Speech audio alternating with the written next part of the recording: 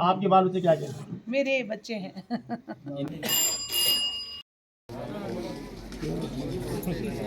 लोग रहते हैं जिनके परिवार में दिव्यांग है या जो दिव्यांगों के बीच में रहता है उसे उस चीज का पता चल जाता है कि दिव्यांग की कितनी समस्याएं होती हैं। मेरे जीवन इनके लिए ये मेरे हैं। इसी से आप अब समझ जाओ। मैं मोदी जी, आप जहाँ कहीं हो, आप तक हमारी आवाज़ आए तो वास्तव में आपने जो नाम दिए हैं, बेटी पढ़ाओ बचाओ या दिव्यांग, ये बहुत बड़ी बात है। सरकार से कोई फंडिंग होती है आपको? नहीं सर। अब इसमें जिम्मेदारी हम सभी को लेनी पड़ेगी कि ये सब बातें हम जीवन में कैसे उतारें। सबको आगे आना पड़ेगा। कोई गाड़ी वाला है, उसको लगता है कि भाई ब्रेक मारनी चाहिए, मेरे को इनको बिठाना चाहिए। कोई ज़रूरी नहीं कि आप 500 रुपये ला के स्कूल में दें डोनेशन के लिए, आप रास्ते में दे दें, कोई किताब दे दें या उठा के उसे ले जाएं। और कहाँ? स्कूल में। मैं यहाँ विकास की यात्रा में निकला था, स्कूलों की जो हालत है उसे देखकर मैं जो है बिल्कुल निराश और हताश हो गया।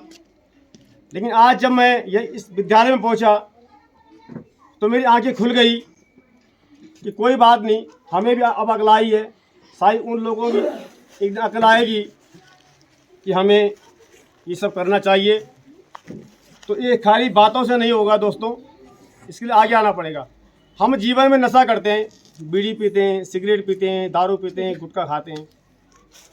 इसमें से अगर हम एक नशा छोड़ दें तो हम बहुत कुछ कर सकते हैं। मैंने आज से पहले, जैसे मैंने कहा सुबह भी एक लाइव में बोला था कि हम 7-8 दिन से मैं नहाया नहीं, क्योंकि मैं गया था इस विकास यात्रा पे। और यही कमीज है और यही जैकेट है, आपने निरंतर देखा हो हर वीडियो में। लेकिन ये गंदी हो गई, पैंट भले मैंने बदली आज, पर ये कमीज गंदी नहीं हुई। उसका कारण है कि बाहर से जो हमारे माता पिता का आशीर्वाद या भाई बहनों का प्रेम, जिससे हमें ताकत मिलती है, उसी प्रकार से जिस प्रकार से ये हवा से रोकता है, बददुआ से रोकता है, तो ये दुआ भी हमें देता है, हमारी रक्षा करता है। मैंने इससे पहले पता नहीं कई जगह संकल्प किया होगा, कुछ बोला होगा और पूरा नहीं किया होगा, माफ़ी चाहता हूँ। मेरी जेब में सिर्फ इस समय 500 का नोट पड़ा हुआ है। और मैं आज संकल्प लेता हूँ यहाँ पे, आप तो डोनेशन लेते होंगे ना, 500 रुपये महीना मैं आज कसम खाता हूँ इन बच्चों के सामने कि मैं आपको किस तरह दूंगा। मैं इतना सेठ नहीं, ना नशा करता, पर एक नशा करता हूँ, चाय पीता हूँ। चाहे मुझे चाय छोड़नी पड़ जाए, वो भी नशा समझता हूँ। आपके रास्ते में तो मुझे पिला लेना, मैं पी लूँगा, मगर मैं खरीद के चाय नहीं पीऊँगा आज के बाद किसी दुकान में, और ना खरीद के किसी को पिलाऊंगा। ये मैं संकल्प लेता हूँ। लेकिन वो 500 जो बचाऊँगा वो मैं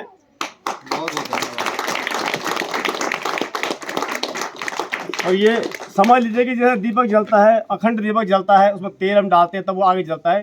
तो ये समझ लो कि एक दिन का तेल हमारी तरफ से है।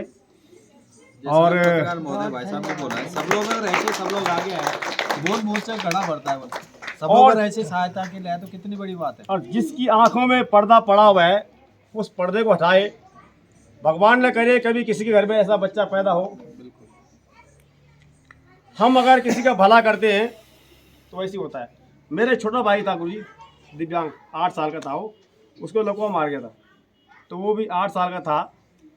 तो बच्चे खेल लेते आपस में, तो ऐसे खड़ा दीवार पे खड़ा जंगले पे, बच्चे ने उठाया उसको और वो गिर गया, वहीं ख़त्म हो गया। तो मुझे तो ऐसा लगता है कि लोग कहते हैं तुम्हारे पास इतनी ऊर्जा कहाँ से आती है। मुझे शायद ऊर्जा वहीं से मिलती है कि उसकी कृपा, से कहते हैं ना, अपने पितृ देवता हो जाते हैं। और जब ये बच्चे गा रहे थे, खास कर ये बच्चा गा रहा था, सभी लोग, मेरे आंसू छलक रहे थे। और वो आंसू न जाने इस वीडियो को पता नहीं कितने 100 लोग देखेंगे या मिलियंस लोग देखेंगे, लेकिन देख के शेयर तब करना अगर आपके मन में कुछ ऐसा विषय फूटे, नहीं तो शेयर करके फ़ायदा नहीं। ये मेरा संदेश है।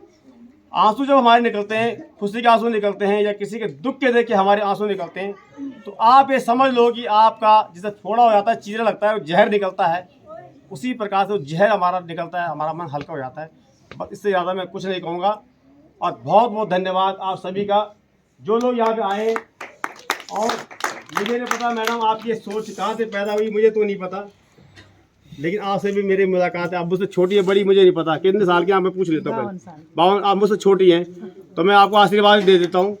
अरे ये आपके मेरे हस्बैंड हैं जी। हंसते हुए बैंड है ये। एक दिन ये हंसते हुए बैंड लेकर गए होंगे और आप रोती भी निकली होंगी अपने मायके से जैसे निकलती दुल्हन, लेकिन आज आप मुस्कुरा रही है क्योंकि आप इनकी सेवा कर रही हैं।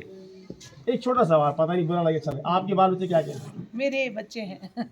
इन्हीं के समर्पित है। मेरे जीवन इनके लिए, ये मेरे हैं। इसी से आप अब समझ जाओ कि ये क्या कर, मुझे नहीं पता आप कब से जुड़ी हैं, क्यों जुड़ी है, मैं क्या क्या बकबक कर गया मुझे नहीं पता, लेकिन आज मैं गदगद हो गया। गदगद की मतलब मैं किसका नाम लूँ और किसका नाम ना लूँ मैं, तो मैंने आज ये संकल्प कर गया। और ये जो आप कहते हैं ना आपकी कैसे दूर दूर जाता हूँ, यही मेरी ताकत है कि मैं कोई नशा नहीं करता।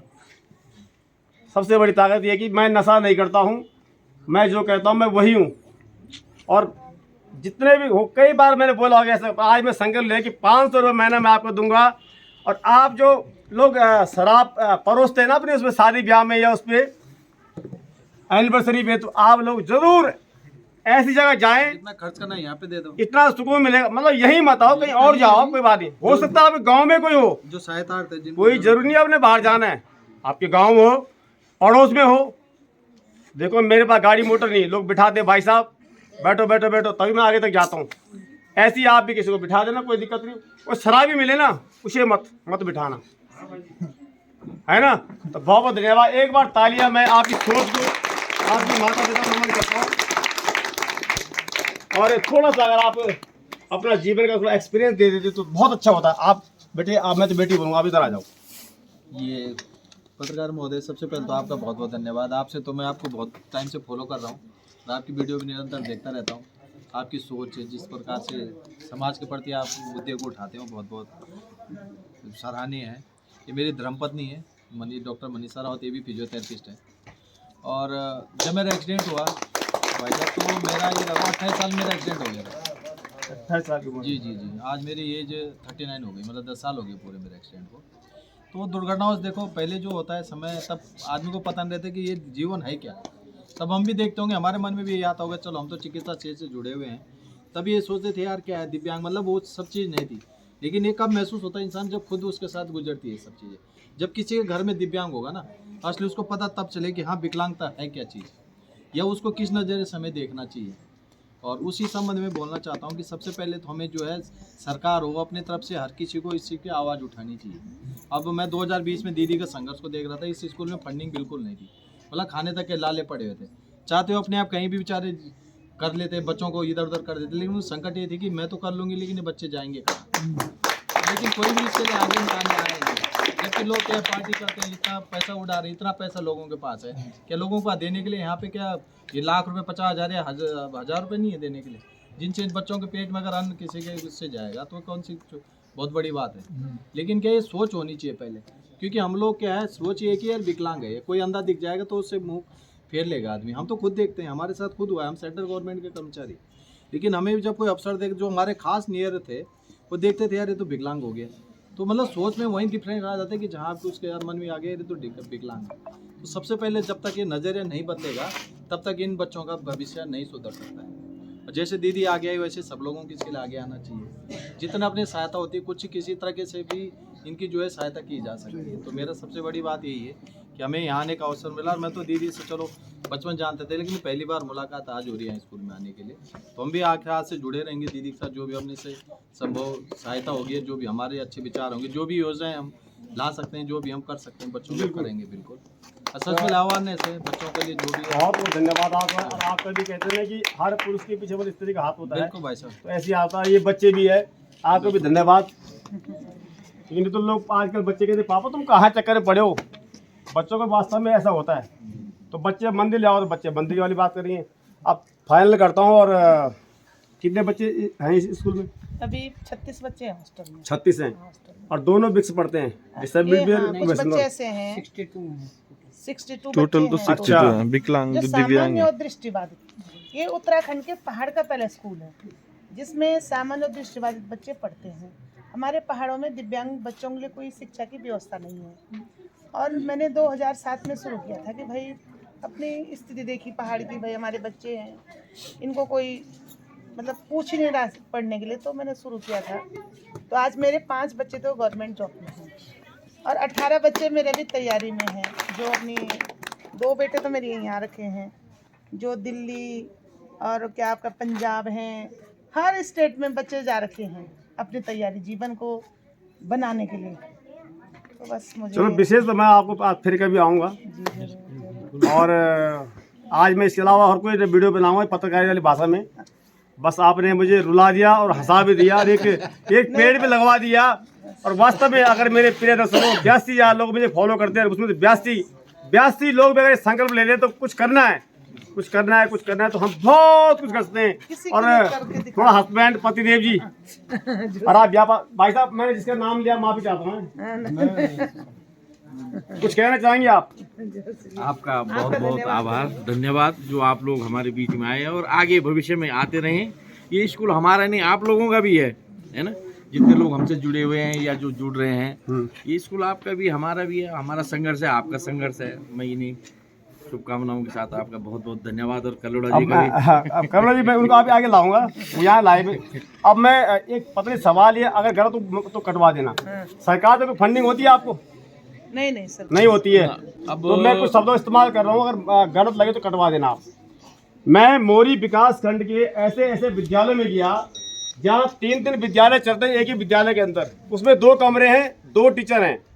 एक कमरे में 45 बच्चे, दूसरे में कितने में थोड़ा भूल रहा हूँ। और स्थिति बिल्कुल बस से बदतर। एक स्कूल में 12-13 दिन से ताला लगा हुआ है, कोई टीचर नहीं है वहाँ पे। एक ऐसा स्कूल है जो निर्माणाधीन था और 7 साल से बन रहा है, आज तक वो बना नहीं है। उसके बच्चे ऐसे खाना खाते रोड पे जैसे कि बकरियां चल रही हैं। उसके बाद वो खाना खा के जाते दूसरे विद्यालय में 300 मीटर दूर। एक ही विद्यालय में तीन विद्यालय, आंगनबाड़ी भी, बेसिक भी और जूनियर भी। तो कब खुलेगी हमारी सरकार की वो बंद आंखें? कब आपके आंखों के पर्दा के आगे वो जो जाना लग गया है वो हटेगा? मैं लास्ट में ये कहूँगा कि जिसका जो भी काम है वो उसको करे, बखूबी से करे। आपको कभी कष्ट नहीं होगा, कभी कष्ट नहीं होगा। और यदि आप इस प्रकार से करते हैं, चाहे किसी फील्ड में, चाहे बैंक में मैनेजर हो, चाहे जूता पॉलिश करते, जो भी आप कर, अगर आपने आपके मन में सच्चा सेवा भाव नहीं दिखावा है तो आप जीवन में कामयाब नहीं हो सकते। ये सोच लो आपकी इकलक पूत सवालक नाती, रावण के घर दिया न बाती।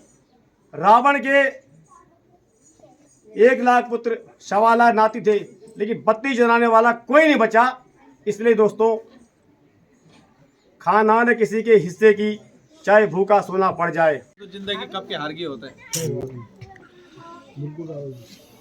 बहुत तो घर के अंदर ही कैद हो जाते हैं, आज तक तो भूल भी गए होते लोग। हम तो इस पर रखते जो हो गया भगवान पे किया था, जो जिंदगी। और अब मेरे कैमरे के पीछे मेरे एक परम मित्र कलोड़ा जी, नहीं आपका भी धन्यवाद करना चाहूँगा। नहीं ऐसा नहीं है। आप मुझसे बहुत छोटे, मेरे बेटे छोटे हैं। आप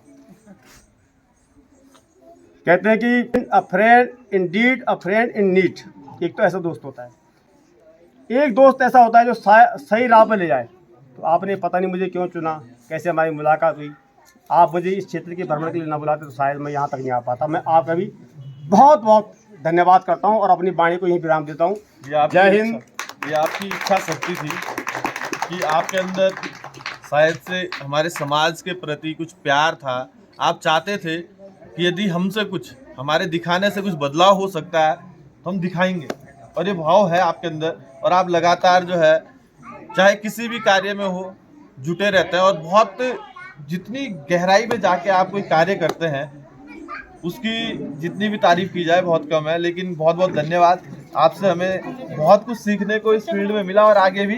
तो चलिए दोस्तों, बहुत से लोग कहते हैं आखिर what is the meaning of पुनः गांव की ओर। तो यही है पुनः गांव की ओर। जो गिर रहा है उसे उठाओ, जो मर रहा है उसे बचाओ, जो गलत कर रहा है उसे रोकने का प्रयास करो। आप सभी दर्शकों को मेरा नमन। आप दर्शक ही तो मेरी, कहते ना लोग कहते हैं फॉलोवर्स, मैं कहता हूँ फ्लावर्स। जैसे इस विद्यालय के ये बच्चे, ये फ्लावर्स हैं, ये फूल्स हैं। ऐसे आप मेरे फॉलोअर्स नहीं, मेरे फ्लावर्स में बस आप ही मुझे ताकत देते हैं